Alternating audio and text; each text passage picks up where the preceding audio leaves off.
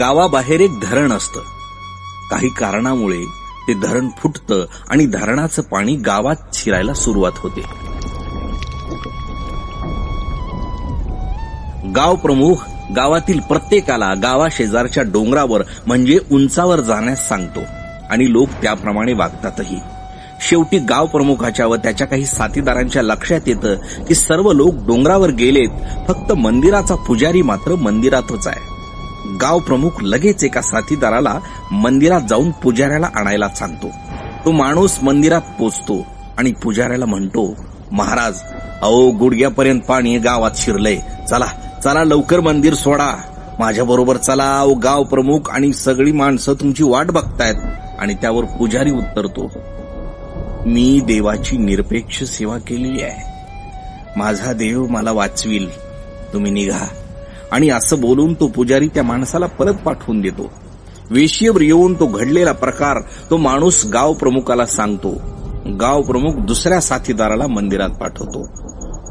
तो दुसरा साथीदारही हात जोडून पुजाऱ्याला विनंती करतो, महाराज, अहो पाणी कमरपस्तोर आलंय, अहो वेळ कमी आहे, चला लवकर.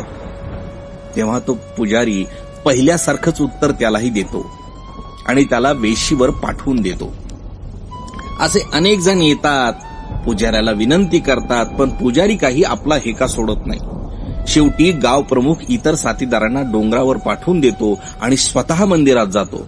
पुजाऱ्याचे पाय धरून त्याला विनंती करतो, महाराज, महाराज, गावात मी एकटाच माग थांबलोय आणि तेही तुमच्यासाठी. अहो पाणी डोक्याच्या वर वाढलंय, पण काळजी करू नका, मी पट्टीचा पोहणार आहे, अहो तुम्हाला सुखरूप बाहेर घेऊन निघतो, चला चला निघा लवकर. पण पुजारी त्यालाही तेच उत्तर देतो आणि नाईलाजाने गाव प्रमुख एकटाच त्या महापुरातून बाहेर येऊन सुरक्षितपणे डोंगरावर जातो.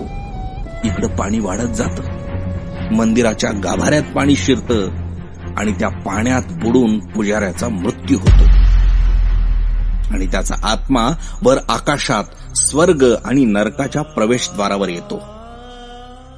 आणि त्या ठिकाणी हा पुजारी देवाला जाब विचारतो, अरे परमेश्वरा, तुझी एवढी सेवा केली, काही अपेक्षाच ठेवली नाही, पण तू मला वाचवायला का आला नाहीस?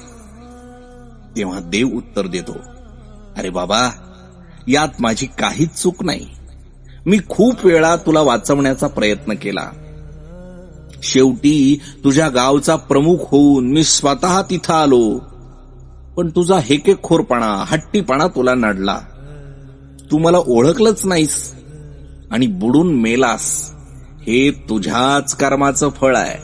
आणि असं बोलून देव त्या पुजाऱ्याला नरकात पाठवून देतो. मंडळी, कोरोनापासून बचाव करण्यासाठी तुम्हाला आम्हाला सूचना देणारा प्रत्येक जिवंत माणूस हा देवच आहे. त्या सूचनांचा आदर करा आणि शासन निर्णयाचे पालन करा. धन्यवाद.